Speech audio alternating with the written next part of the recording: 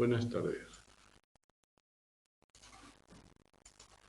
Bueno, vamos a continuar. El otro día vimos el tema introductorio, que dijimos que era un tema cero que habían añadido al manual, la edición española del manual, para dar un poco el plan de la asignatura y sobre todo muchos términos que trabajaremos continuamente. El primer tema propio del manual es una introducción histórica. Una introducción histórica que, aparte de los antecedentes filosóficos, ya entra en líneas teóricas que son las que veremos después en los capítulos concretos de cada aspecto de la atención. Así que vamos a tratar de verlo hoy o gran parte de este tema. En principio, la dividimos la perspectiva histórica en periodos. Antes de las investigaciones, digamos, empíricas, llamamos periodo filosófico, y luego lo dividimos en función de las diferentes tendencias que han ido dominando los albores de la psicología, con los primeros laboratorios, primeras teorías que sonará de la funcionalismo, lo habéis dado en otras asignaturas o en historia, el conductismo, hasta los años 50. De los 55 hay una atención sobre todo a la parte aplicada de la atención y las tendencias más actuales. Bueno, pues con este esquema empezamos con la parte filosófica. Como la introducción del libro ya vimos, la atención en principio es una tarea selectiva, vigilancia o simplemente reacción ante lo que ocurre en el ambiente, a la información que nos llega. Atención simultánea, vigilante y tal.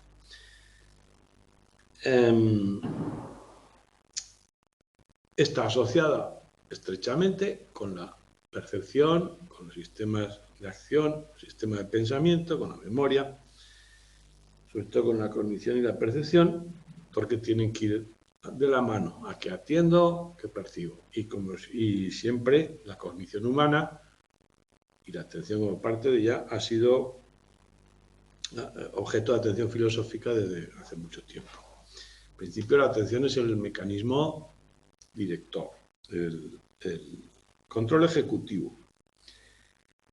Desde 1890 ha habido algunas revisiones, o sea, el tema ha entrado en la psicología.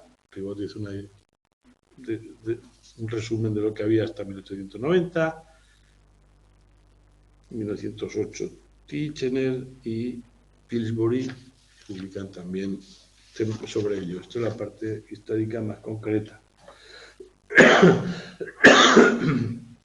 Titchener llega a decir que se descubre la atención porque se empieza a estudiar de una forma autónoma y la atención si está relacionada con la percepción y la cognición, es un sistema de control, una parte esencial de la psicología humana.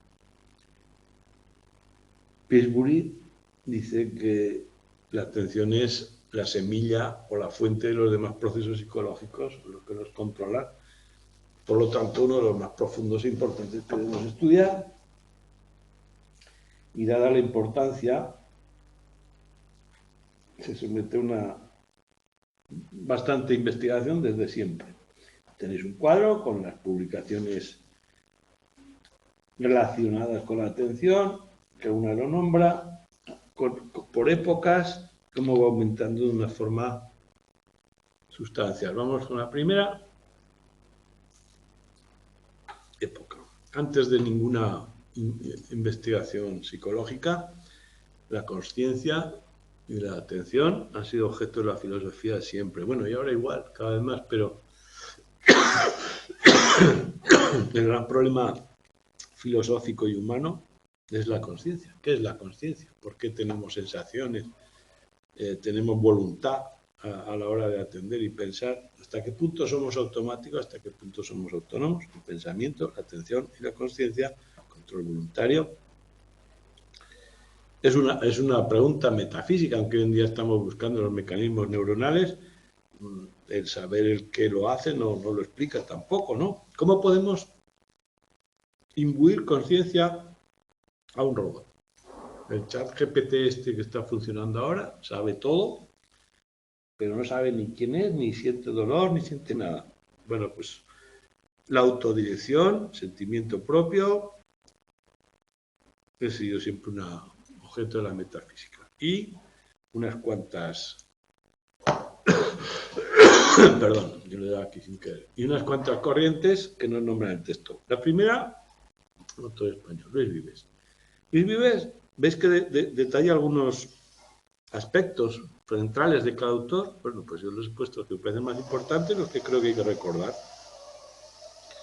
Según algunos autores, según Watson, Luis Vives era ya un psicólogo moderno porque decía que había que hacer investigación para poder descubrir los secretos de la mente, la investigación empírica, relacionó la atención y la memoria y se dio cuenta que a más ascendemos, mejor es el recuerdo, que parece de perogrullo, pero bueno, son procesos que hay que nombrar y darle una similitud, ¿no? Si aprender es asociar, fijarnos las ideas y recordarlas, el aprendizaje y la asociación se crean con esfuerzo, es decir, con atención y el recuerdo. Memoria y aprendizaje, para mí la clave, ¿no? Aparte de la primera aproximación que enfatiza la parte empírica. Malevolence, como se diga, Malebranche, habla sobre la atención, se busca la verdad, y dice que podemos acceder al mundo o a nuestras ideas mediante una orientación de la atención, pero nunca sabremos lo que es el mundo en sí, sino que a lo que percibimos nosotros. Y la atención es quien hace que esa percepción sea clara. Percibir y atender son casi lo mismo y nos sirve para interpretar el mundo de una forma clara y correcta, para que no sean confusas e imperfectas, clara e distintiva, necesitamos la atención. Cuando algo nos importa más, atendemos más. La Malebranche, percibir, comprender e interpretar. Leibniz, ¿veis las épocas? Vamos en el tiempo. Leibniz de la época de Newton propone la apercepción. La apercepción es hacernos conscientes. Más allá de percibir, es hacernos conscientes e interpretar lo que vemos e integrarlo en nuestro saber, en nuestro acervo, ¿no? Y eso es necesario. Para hacer algo consciente hay que apercibirlo. La atención es más bien refleja y automática, pero tiene una vez la parte consciente o dirigida, volitiva, la disposición del alma. Los dos tipos y la consciencia. La percepción faltaría ahí. Herbart, un poco después, coincide que hay que apercibir para ser consciente y sobre todo señala que la atención lo que hace es incorporar lo nuevo a lo que ya tenemos, con lo viejo integrarlo de alguna forma. Y además, o sea, el asociacionismo del nuevo viejo y la importancia de la parte matemática en este tipo de estudios. Como veis, son antecedentes un poco difusos, pero todos nombrables. Y yo creo que quedan bastante resumidos ahí. Hamilton y Jevons trataron de estimar cuánto podemos atender a la vez. ¿Cómo? Pues un pequeño experimento era tirar unas cuantas bolas al suelo que se desplazan y se mueven al azar y ver cuántas eres capaz de retener en tu atención, seguirlas con tu mente, y dijeron que más o menos 4. Jevons y Hamilton. Primer dato. Y por último dice que toda esta gente que plantea problemas que, como veis, hemos visto también en el capítulo 1 y que veremos después, la única diferencia es que no llegaron a hacer estudios empíricos, bueno, este que hemos visto, pero no es muy preciso. Entonces ponen los cimientos especulativos, las preguntas, y pasamos a ver las primeras aproximaciones psicológicas con un aparato teórico y a veces empírico mucho más preciso. En el siglo XIX se desarrollaron las primeras medidas psicofísicas, que la veis también en otras asignaturas, de Fechner, Weber, que trataban de medir la velocidad del impulso nervioso mediante experimentos, y también la velocidad del impulso nervioso desde un estímulo hasta que se siente, y la reacción. Bueno, pues ahí podíamos tener medidas indirectas de variables importantes para la psicología. Y en ese contexto, Wundt trató de medir la velocidad de los procesos mentales cuando se dio cuenta que cada persona tardaba en reaccionar un tiempo diferente. O sea, cada persona tenía un tiempo de reacción específico, a la cual le llamó ecuación personal. ¿Dónde lo sacó? Si lo habéis leído, veréis que era un ejemplo como que debían medir el tiempo de paso de un astro, y para eso varios científicos miraban el visor y daban sus estimaciones, y él comprobó que cada uno tenía un margen diferente, un error diferente, una ecuación personal. Ellos iban marcando cuando pasaba por diferentes puntos previamente medidos mediante un visor, alambres verticales como van ahí, y registrar el momento en que pasaba. Luego todo eso se promediaba para saber medidas astronómicas de cuando pasaban por un punto o no, y Wundt se dio cuenta que había inconsistencias. Cada persona solía irse hacia un lado o hacia otro, o sea, siempre hacia el mismo lado, ¿no? Pero es una especie de tiempo-reacción. Entonces, para poder sacar estimaciones más precisas, tenía que corregir la ecuación personal de cada uno. Estaba midiendo la velocidad de los procesos mentales, que es la psicología experimental, la primera psicología experimental, que habréis leído en la historia de la psicología en otras asignaturas de Wundt. Normalmente, esta ecuación personal tenía una variabilidad de 1/10 segundo, que es el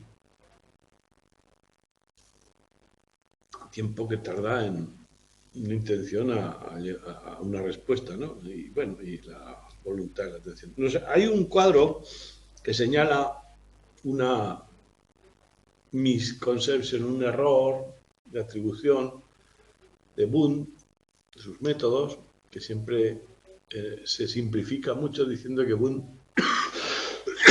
fue el primer psicólogo experimental y utilizó el método introspectivo, que no llevaba nunca a conclusiones muy concretas porque era especulativo, era poco riguroso. Pero aquí lo reivindica un poco diciendo que sus contribuciones han sido mucho más profundas y relevantes que las que se dicen ahí, porque él sí estudió tiempos de reacción muy precisos, conceptos como expectativa, desarrolló métodos psicofísicos muy importantes para sensación y percepción, que la introspección era un método secundario, rara vez lo usó y era crítico con ese método, y algunas de sus aportaciones como el voluntarismo, es decir, que tiene que haber una síntesis mental y una intención de hacer las cosas, era un producto psicológico y personal que había que estudiar con métodos empíricos. O sea, estudió parte de la atención, de la construcción mental, bueno, psicología cognitiva moderna. Bueno, y aparte de esa pequeña reivindicación, estas aportaciones, la ecuación y los métodos. El segundo autor, Donders, que es importante por el concepto que introduce de para medir los procesos mentales utilice el método sustractivo. ¿Qué significa el método sustractivo? Pues que si yo programo dos actividades en las que la diferencia de una a otra es que una incluye a la otra y algo más, restando los tiempos de reacción de ambas, puedo estimar la duración de procesos cognitivos muy rápidos y de una forma muy precisa. Por ejemplo, tarea simple de reaccionar, puedo medir el tiempo de reacción de lo que cuesta hacer algo, pues, no sé, cuando aparezca cierta señal, hacer determinada conducta, apretar un botón. El de elección, según la señal que aparezca, apretar un botón u otro. Tipo go, no go, quiere decir que cuando aparece un cierto estímulo hay que reaccionar, cuando aparece otro no hay que reaccionar. Entonces, si yo resto la diferencia, por ejemplo, entre una tarea simple y una tarea go, no go, la tarea simple es simplemente con detectar estímulo reacción. En la otra es detectar cuál es el estímulo, identificarlo completamente, no solo que ha aparecido algo, sino cuál es. O sea, detección más identificación. La identificación podemos medirla restando esto de esto. Bien, vamos a ver los tipos de experimentos estos más en detalle. Si yo, un experimento de detección, estímulo a detectar, mi tiempo de reacción es de 184 milisegundos, estos son datos reales de él. Si cuando hay dos estímulos y dos respuestas posibles, el tiempo de discriminación de uno de otro, la diferencia entre A y B, la de elección y la tarea simple,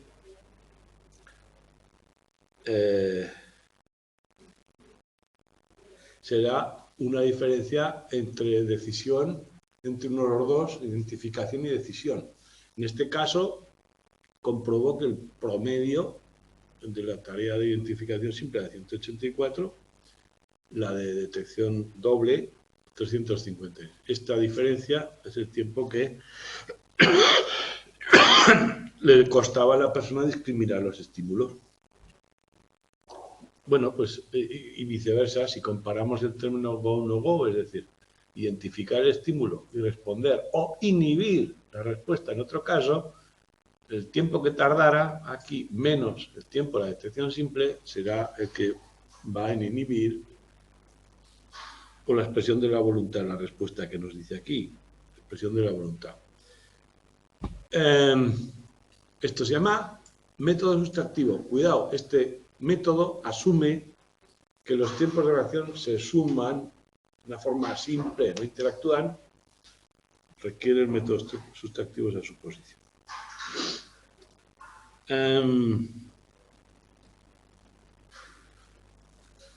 Exner, bueno, aquí había que reaccionar con dos manos. Es la división. Exner nos propone el concepto de preparación voluntaria o disposición, que puede ser dos tipos, para percibir, captar información o para actuar, motora. Dice que la preparación para percibir provoca respuestas lentas, porque lo que enfatiza es el sistema perceptivo, mientras que la disposición para actuar, respuesta no refleja rápida. El concepto de disposición o preparación es el que hemos hablado de alguna manera, el control ejecutivo de la atención, el poner en marcha, orientar hacia un determinado objetivo o por un determinado estímulo todos los recursos mentales. El tiempo de reacción nos enseñaría, nos mostraría que hay una disposición o no y el tipo de disposición que ha habido. Y por último, Merkel y la ley de Hickman, ¿cómo se diga? La ley es muy simple. A más alternativas hay, más nos cuesta decidir. El tiempo de reacción de una respuesta simple ante un solo estímulo cuesta un tiempo X, y a medida que va aumentando el número de estímulos entre los que hay que elegir, el tiempo de reacción aumenta de forma proporcional. El experimento tipo es este, en el que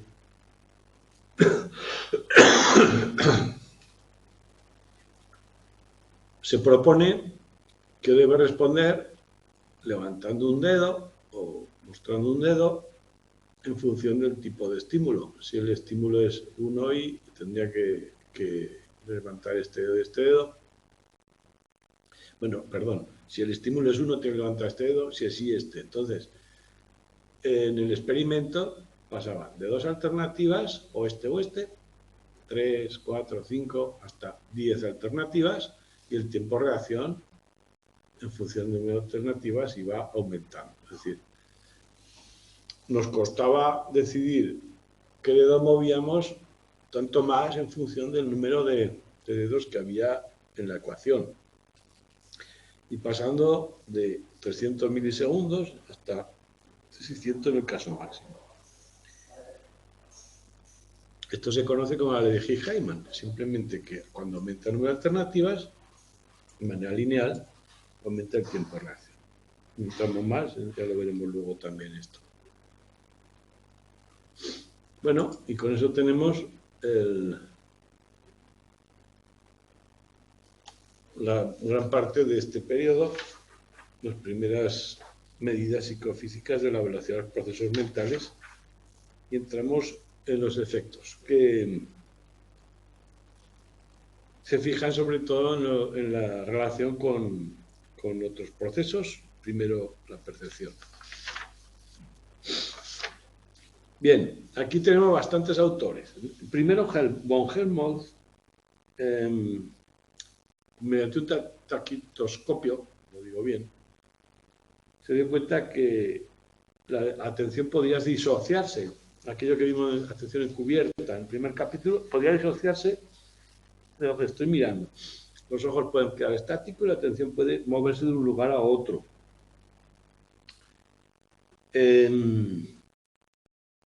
También, a veces, no podíamos identificar automáticamente todo lo que ocurría, es decir, que había ciertos límites y nos perdíamos alguna vez. Es decir, a pesar de que estuviera mirando aquí, podía estar atendiendo aquí y a veces nos perdíamos la información porque hay ciertos límites.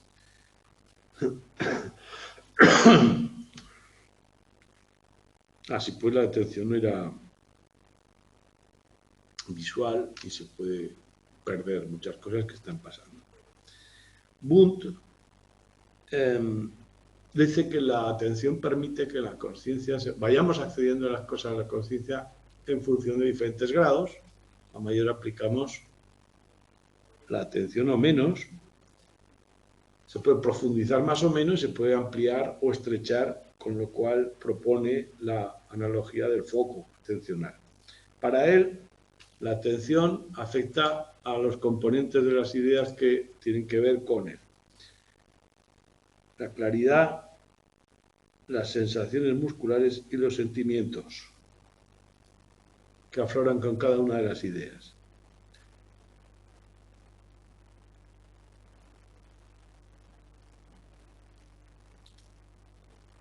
O sea, los componentes de la atención, la claridad de las ideas, sensaciones musculares y sentimientos.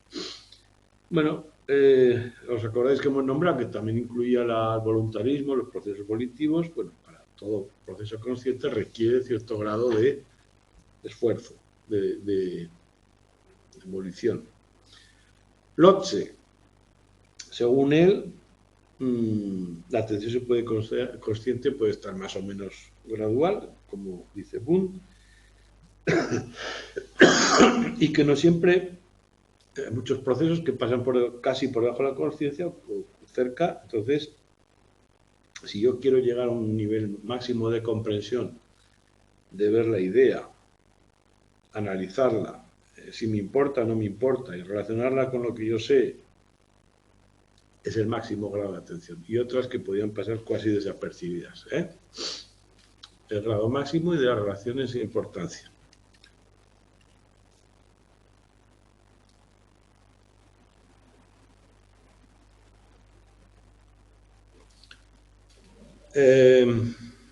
Pillsbury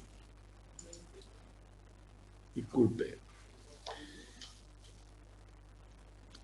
proponen que no solo explicaríamos la atención en función de la mente o los procesos mentales que se ponen en juego, sino que habría que ver el tipo de tarea o para qué estamos trabajando la atención y ver la interacción de ellas. Tanto la disposición de respuesta como el tipo de tarea que estamos haciendo tienen importancia a la hora de estudiar la atención. Hay una tendencia, una actitud para cierta respuesta y no otra. Utilizaron sílabas sin sentido, que además de la sílaba tenían diferentes colores, estaban en diferentes posiciones, y la idea, perdón, la tarea era que las identificaran y luego veían qué pasa con las otras variables que no habíamos atendido, qué pasa con los colores, qué pasa con las posiciones, y eso lo hacían mucho peor. Es decir, cuando habíamos atendido, funcionaba mucho mejor, el resultado era mucho mejor, por lo tanto demuestran que la tendencia a la actitud es esencial. Esto lo hace Culpe.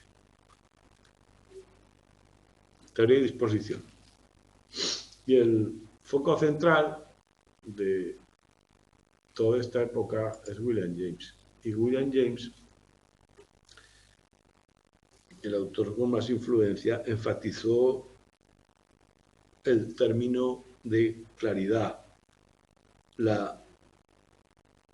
dar luz a los pensamientos, a los objetos y las percepciones, de forma focalizar, concentrarme en algo, y traerlos a la conciencia implica también dejar de lado otras, inhibir otras, para ser más eficaz. Entonces, la atención se identifica con la claridad, la lucidez, y como tal, ese concepto lo toman muchos autores desde James. Por ejemplo, Titchener y Pillsbury también hablaban de claridad. Lo hemos visto aquí, no he puesto, pero también compartía eso. Y siempre la atención incrementa la claridad. Entonces, un experimento para ver cómo aumentaba la claridad es el de Match y Stanf.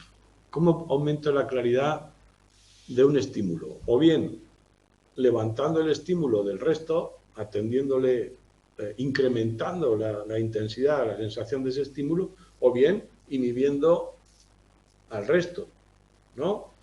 Lo percibo de una forma más destacada. Hay dos caminos. Entonces Match y Staff trataron de probar cuál de los dos caminos era el bueno, de un experimento un tanto ingenuo visto desde hoy en día, ¿no? Ellos trataban de escuchar una melodía y se querían fijar en una nota concreta, atenderle con todo su esfuerzo y ver si lo que ocurría es que la percibían más alta, mejor, o bien igual, pero las otras menos altas. Si había elevación o había inhibición. Y como ingenuo que era el experimento, ingenuo fue el resultado. Uno le pareció que la elevaba y otro pareció que la inhibía. Desacuerdo completo, resultado nulo. Bien.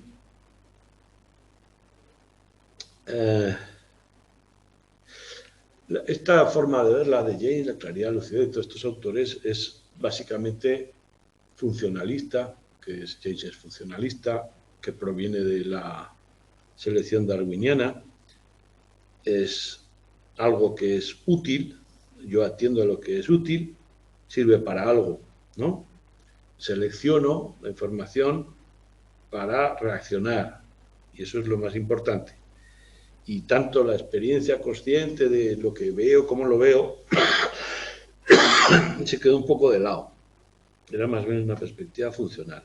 Y según James, podemos atender, y esto es un pequeño resumen que tenemos aquí, que nos dije que o bien atendemos al estímulo o las ideas. Atención, hacia adentro o hacia afuera. Las distinciones que hicimos al principio. en una primera dimensión. Segunda dimensión es inmediata demorada. Podemos atender a lo que hay aquí y ahora, podemos ir cambiando a algo pasado o algo del futuro, memoria u otros objetos. Y la dimensión pasivo, activo, esfuerzo, la voluntariedad o el dejarme llevar, ¿no? Para William James, parecido a lo de exógeno endógeno, que hemos visto, que veremos también.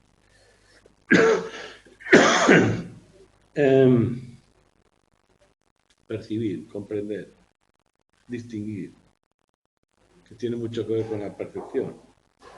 Recordar, reaccionar, que tiene que ver con el pensamiento, con la acción, serían las dimensiones que James ya destaca de la atención. Perdón, que he puesto esto, pero venía aquí.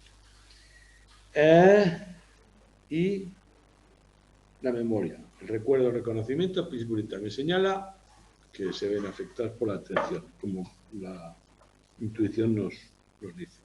Y uno de los conceptos más importantes es la concepción de acción el proceso motor, la acción ideomotora, que proviene de James.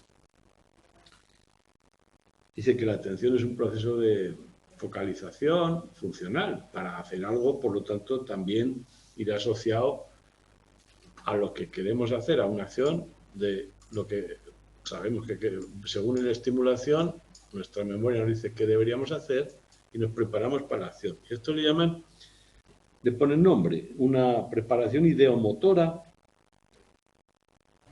que es la forma más funcionalista de describir el ajuste, ¿no? La ideomotora es una preparación anticipatoria. ¿Qué movimientos habría que hacer? Y, por supuesto, en función de las circunstancias, esa representación puede ir modificándose. Por lo tanto, mis planes y las representaciones mentales van cambiando. La idea de movimiento, el plan mental de lo que voy a hacer, sería un poco la anticipación y la teoría ideomotora. James decía que a veces la mera idea del movimiento era suficiente para poner en marcha, otras veces no.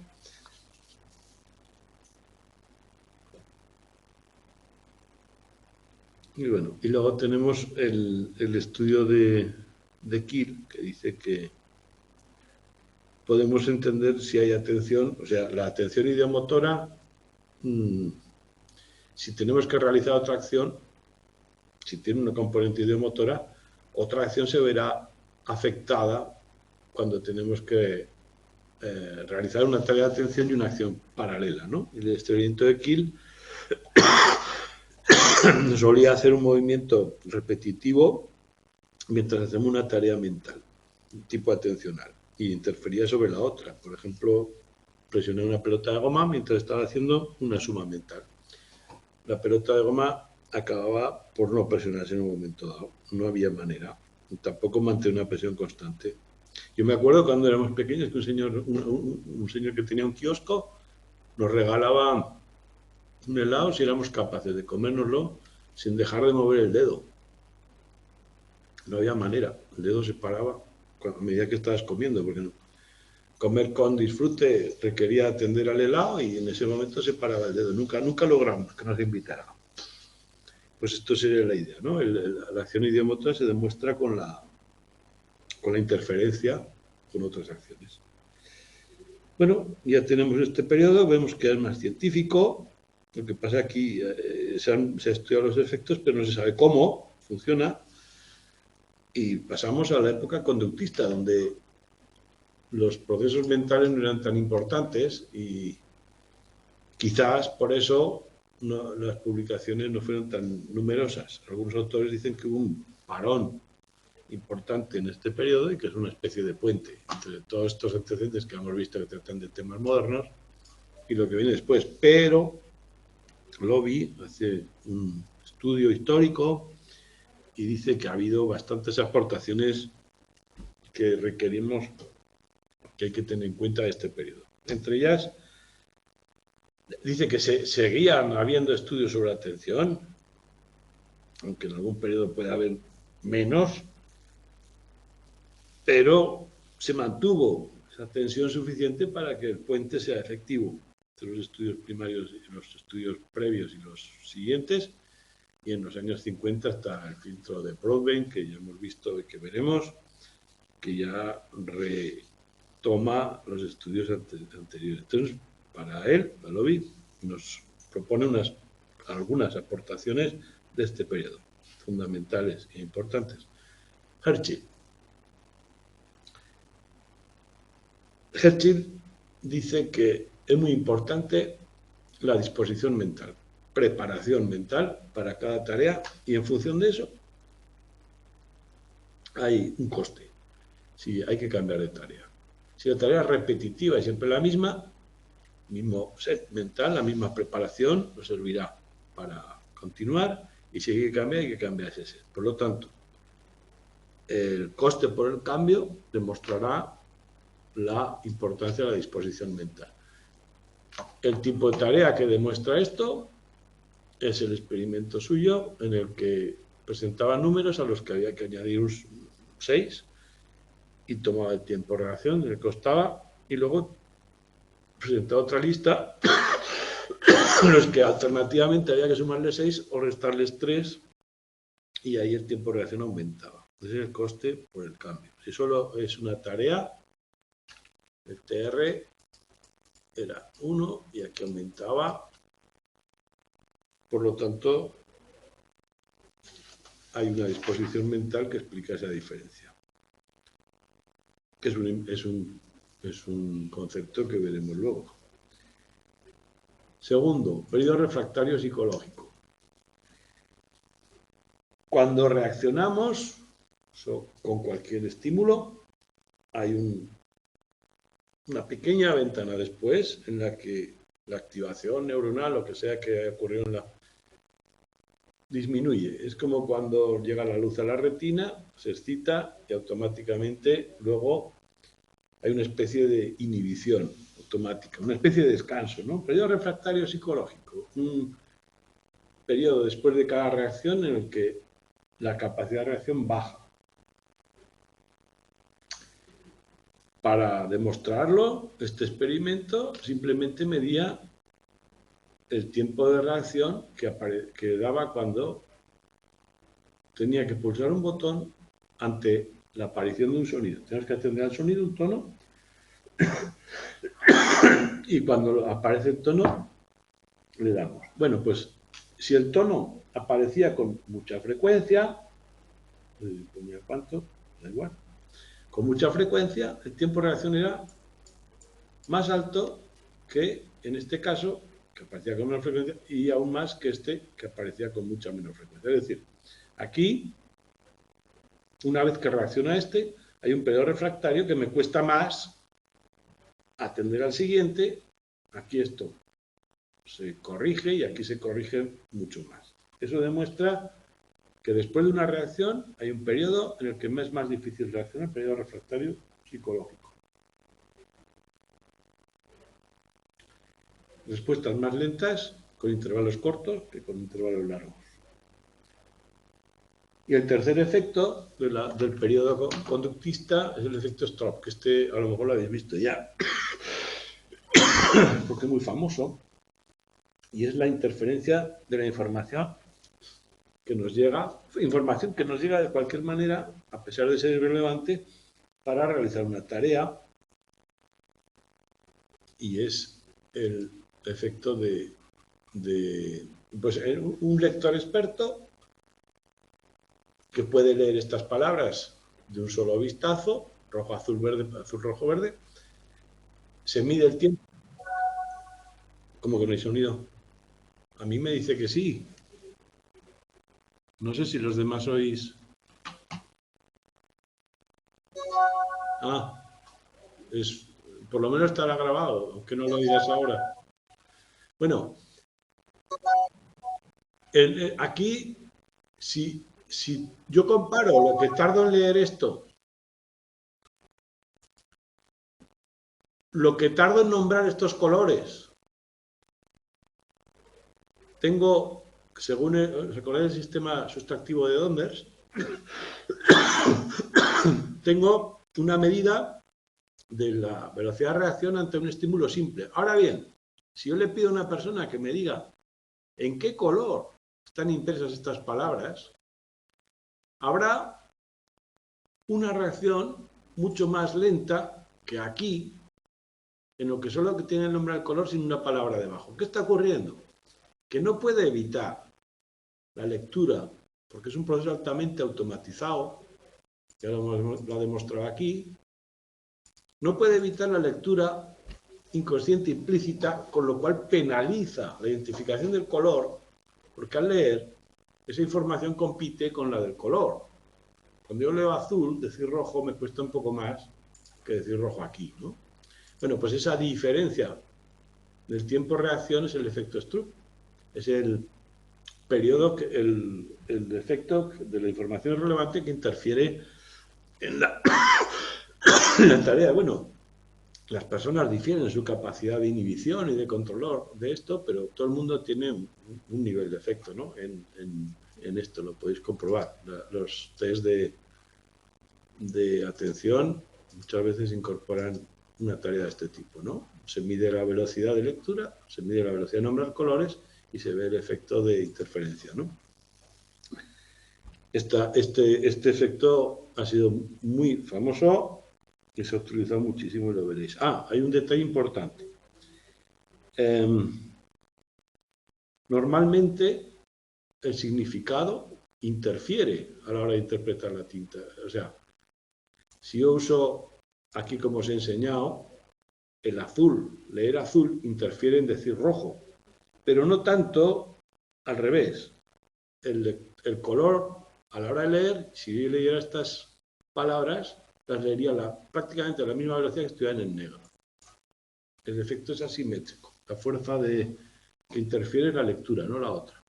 Azul, rojo, rojo, lo leo casi tan rápido como la negro, ¿vale? Importante lo de la simetría, ¿eh? Bueno, y con esto acabamos el periodo del conductismo, que como podéis ver hay una serie de conceptos, los 3 o 4 que hemos visto, con cierta importancia y que ahí quedan. Son, en resumen, estos 3. Exposición mental de Hershey, el periodo refractario, este fue el efecto Stroop. Desde el 50 al 74 tenemos algunos datos concretos. Aquí ya estamos en el periodo de la psicología cognitiva, pero en este primer periodo se tiende hacia un enfoque más aplicado, más empirista. El paradigma científico que comparten es la teoría de la información, que es uno de los factores que conlleva la revolución cognitiva en psicología, y la teoría de la información tiene mucho que ver con la atención, la cantidad de información que podemos aprender o concretamente manejar en este periodo es cuando se usa, y tenemos varios estudios sobre los estadios, fases de atención y sobre todo las tareas prácticas como la vigilancia. Estudios aplicados.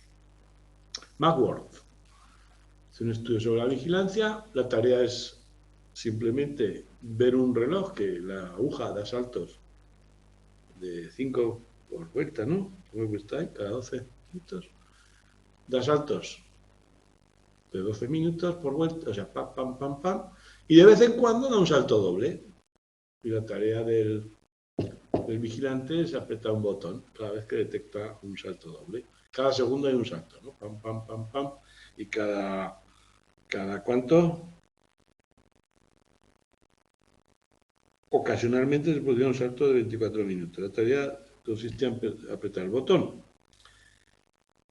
La detección de vigilancia va bien en este tipo de tarea hasta la primera media hora. Es un dato muy concreto.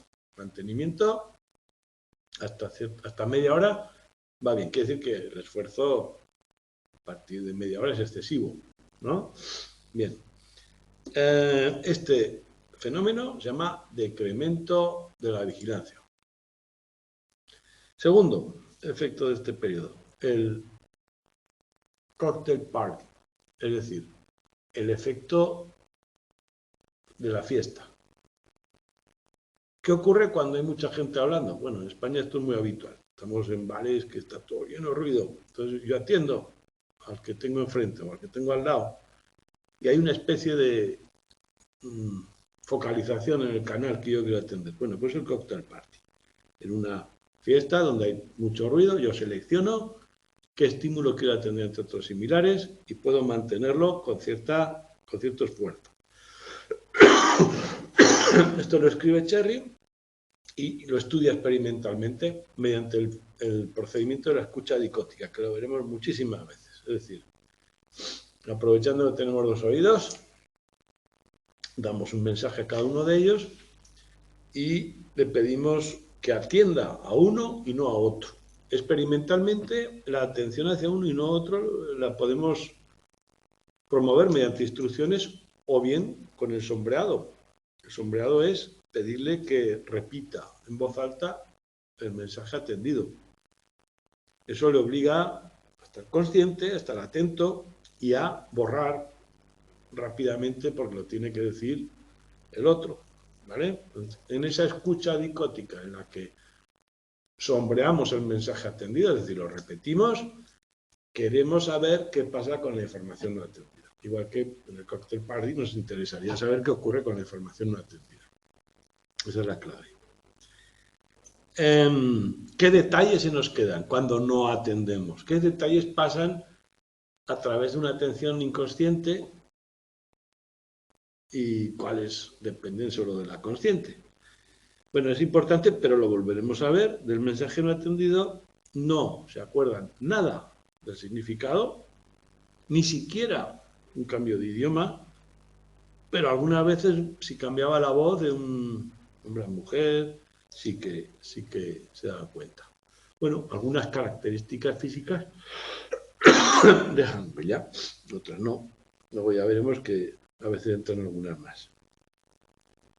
Broadbent, aprovechando el paradigma y el efecto, lo hizo también, escucha dicótica, y lo que hacía era dar 3 números en un auricular y otros 3 en otro, y cuando pedía a los sujetos que lo repitieran, que los números que habían oído, el dato es que decían primero los de un oído y luego los del otro, a pesar de que fueran simultáneos.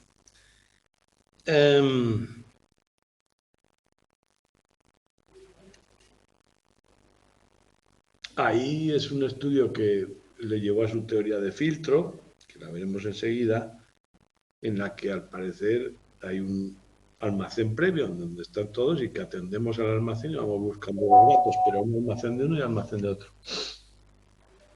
La cantidad de información tiene impacto en la información, en la atención. Hay ya estudios de cómo la cantidad de información a los jóvenes inciden en el amigo. Es que eso, no, está muy bien, pero no, está bien que preguntes. Los estudios que veis son de laboratorio, muy controlados para ver las variables.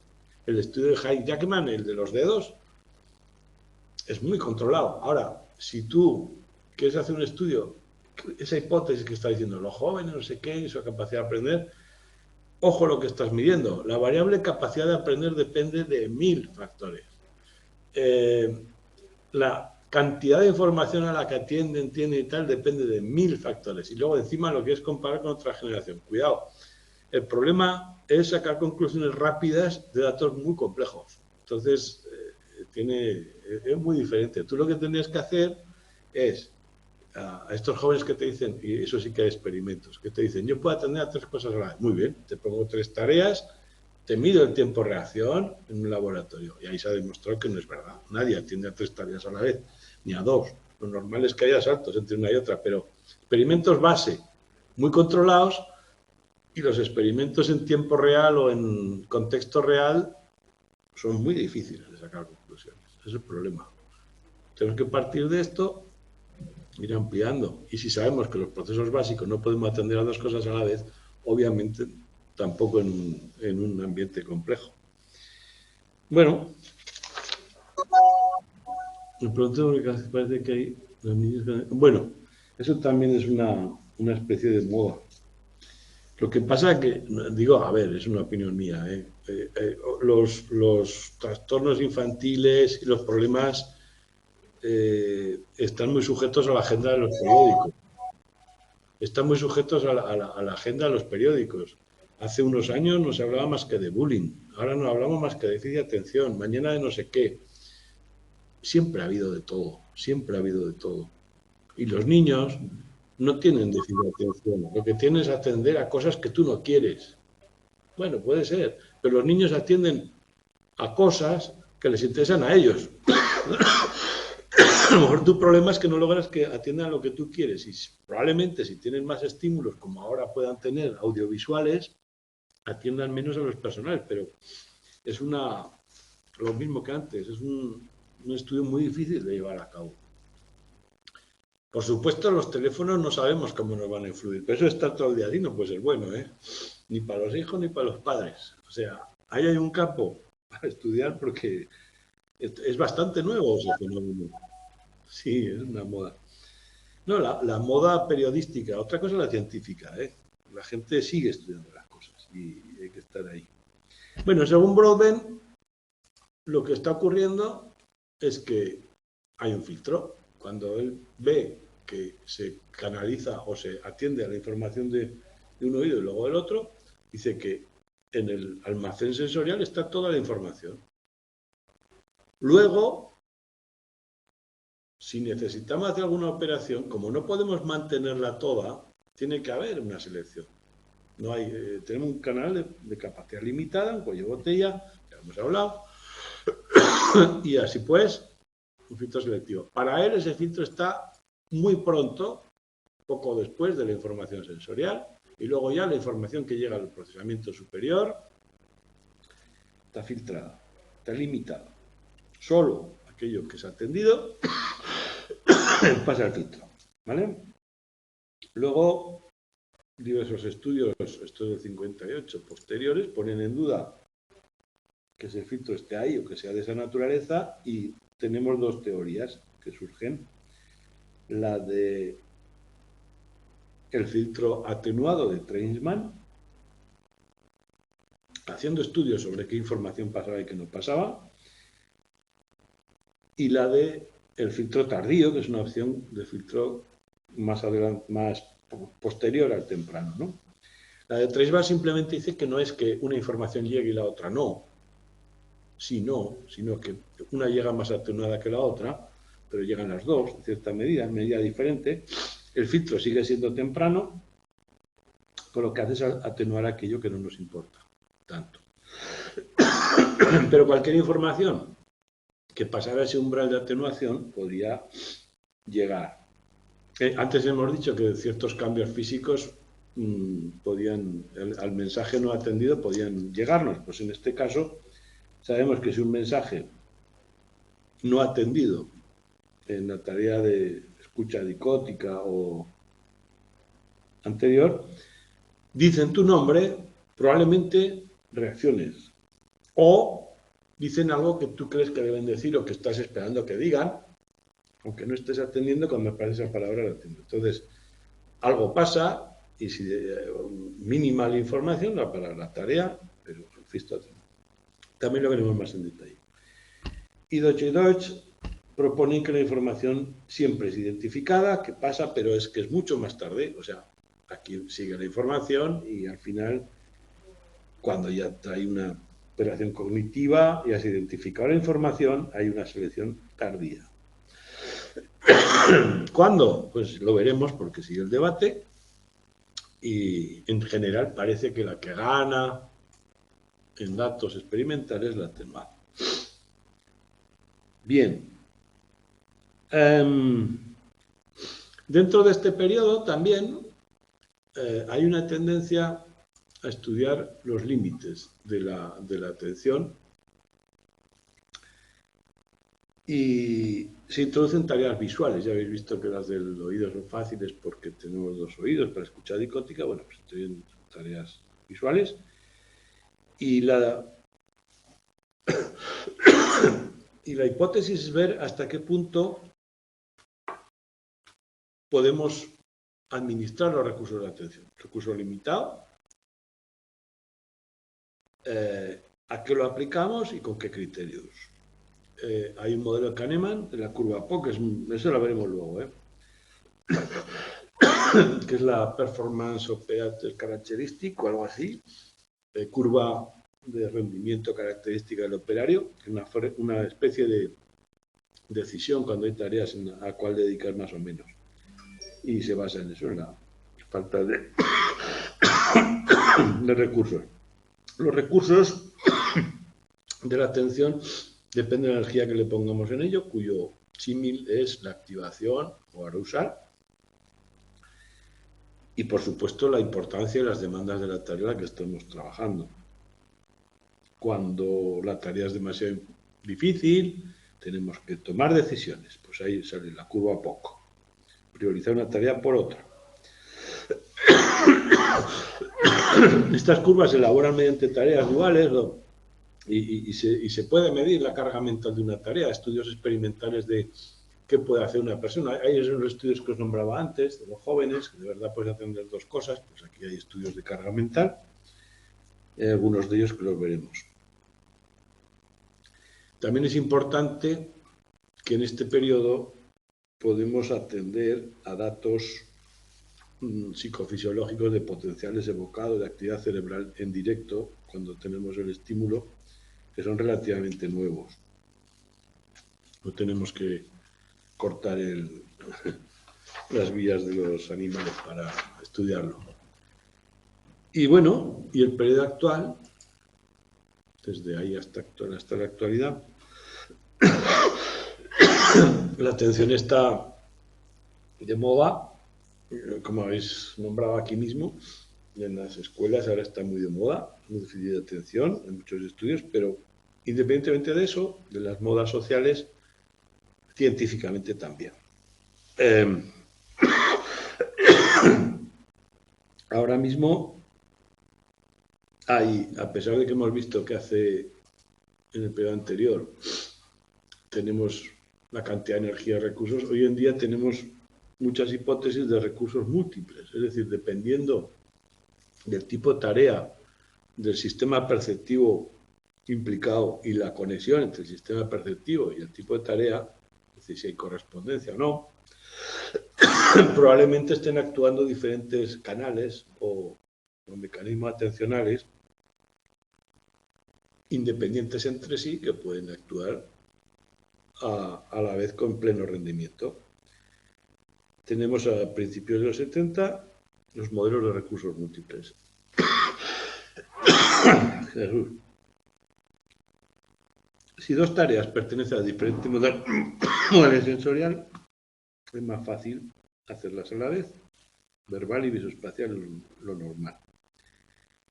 Por lo tanto, no está manto un recurso general inespecífico, una energía. Todo esto fue aplicado por Wickens a, ergonomía y factor humano. Lo que os digo, y también la correspondencia. Normalmente el modelo de recursos múltiples y la correspondencia entre input y output tiene un problema, y es que es demasiado flexible y que siempre se puede inventar un recurso nuevo con un resultado nuevo, y eso no es un buen camino en ciencia. Demasiado ambiguo, tenemos que poder descartar. Hay que poder falsear los resultados. Bueno, vamos a acabar esto el próximo día. Veremos algunas preguntas de este tema y luego ya entraremos en el tercero. No se ha hablado de los trabajos experimentales. Uno es sobre el efecto Stroop.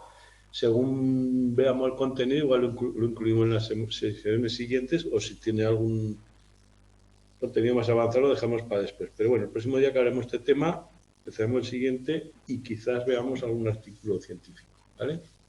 Nos vemos el jueves que viene.